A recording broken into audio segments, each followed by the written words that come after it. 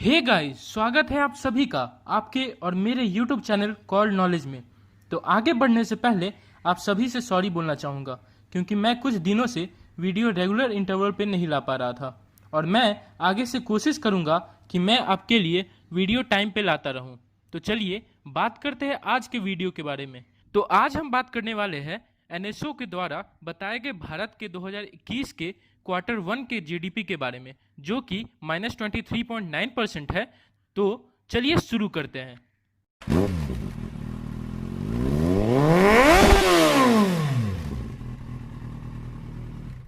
तो finally NSO यानी कि नेशनल स्टैटिस्टिकल ऑफिस ने भारत के पहले क्वार्टर यानी कि पहले तिमाही की जीडीपी ग्रोथ डाटा शो की है, जो कि -23.9% है।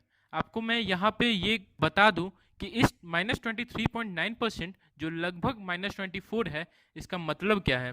तो आप इसे सिंपल भाषा में समझिए कि अगर आप एक दुकान के मालिक है और आपको उस दुकान से एक महीने में 100 रुपये की कमाई होती है, तो इस -24% के कारण आपकी कमाई में लगभग 24% की कमी आएगी।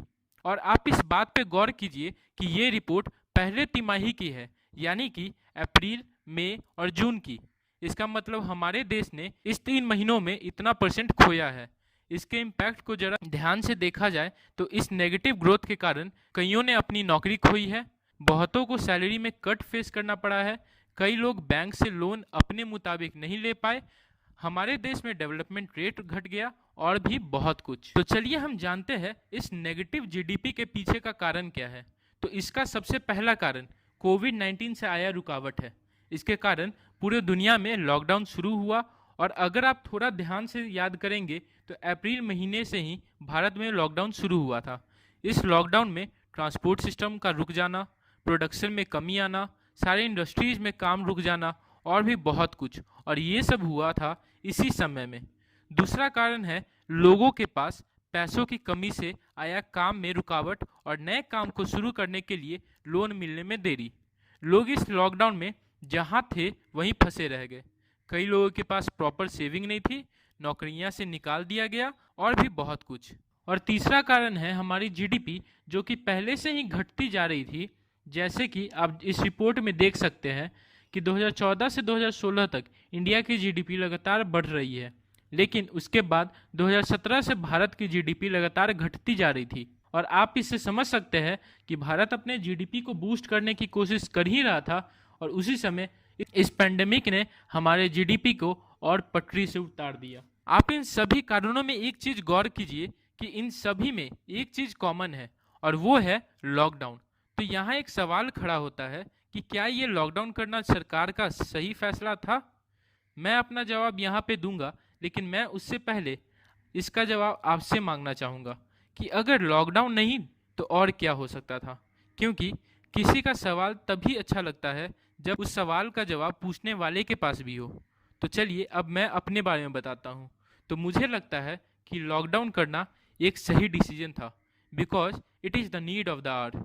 लेकिन यहाँ पर सरकार से भी गलतियाँ हुई है इस लॉकडाउन को प्रॉपर इफेक्ट में लाने में, और यही कारण है भारत का जीडीपी रेट नेगेटिव में आया है। अब चलिए बात करते हैं इस जीडीपी रिपोर्ट के साथ आए अदर रिपोर्ट्स के बारे में।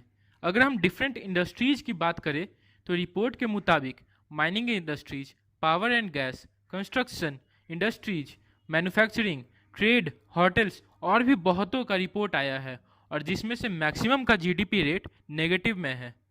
जैसे कि माइनिंग, जो कि पहले 5.2% था, वो अब -23.3% है। कंस्ट्रक्शन अब -50.3% है। इंडस्ट्रीज अब -38.1% है। मैन्युफैक्चरिंग अब -39.3% है। लेकिन यहाँ पर बहुत अच्छी खबर ये है, एग्रीकल्चर की रिपोर्ट पॉजिटिव आई है, जो कि 3.4% है। ये शॉक भी करती है और नहीं भी।